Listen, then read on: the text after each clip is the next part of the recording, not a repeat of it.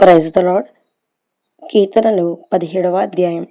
యెహోవా న్యాయమును ఆలకించును, నా మొర నంగీకరించుము, నా ప్రార్థనకు చెవియొగ్గుము. అది కపటమైన పెదవుల నుండి వచ్చునది కాదు. నీ సన్నిధి నుండి నాకు తీర్పు వచ్చునుగాక. నీ కనుదృష్టి న్యాయముగా చూచును. రాత్రివేళ నీవు నన్ను దర్శించి నా హృదయమును పరిశీలించితివి, నన్ను పరిశోధించితివి. నీకు ఏ దురాలోచనయు కానరాలేదు. నోటి మాట చేత నేను అతిక్రమింపను. మనుష్యుల కార్యముల విషయమైతే బలాత్కారుల మార్గములు తప్పించుకొనుటకై నీ నోటి మాట బట్టి నన్ను నేను కాపాడుకుని ఉన్నాను. నీ మార్గముల యందు నా నడకలను స్థిరపరచుకొని ఉన్నాను. నాకు కాలు జారలేదు. నేను నీకు మొరపెట్టుకొని ఉన్నాను. దేవా, నీవు నాకు ఉత్తరమిచ్చెదవు. నాకు చెవియొగ్గి నా మాట ఆలకించుము. నీ శరణుజొచ్చిన వారి మీదకి లేచువారిని చేతిలో నుండి నీ కుడిచేత రక్షించువాడా, నీ కృపాతిశయములను చూపుము.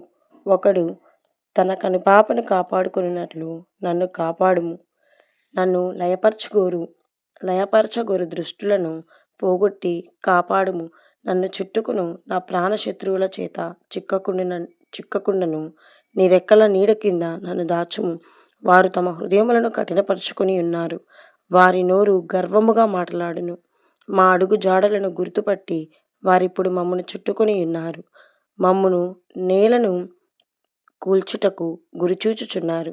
వారు చీల్చుటకు ఆతురతపడు సింహము వలెను, చాటైన స్థలములలో పొంచు కొదమ సింహము వలెను ఉన్నారు. యెహోవా, లెమ్ము, వానిని ఎదుర్కొని వానిని పడగొట్టుము. దుష్టుని చేతిలో నుండి నీ ఖడ్గము చేత నన్ను రక్షింపుము. లోకుల చేతిలో నుండి నీ జీవితకాలంలోనే తమ పాలు పొందిన ఈ లోకుల చేతిలో నుండి నీ హస్తబలము చేత నన్ను రక్షింపుము. నీవు నీ దాసులతో వారి కడుపు నింపుచున్నావు. వారు కుమారులు కలిగి తృప్తి నొందుదురు. తమ ఆస్తిని తమ పిల్లలకు విడిచిపెట్టుదురు. నేనైతే నీతిగలవాడనై నీ ముఖదర్శనము చేసేదను.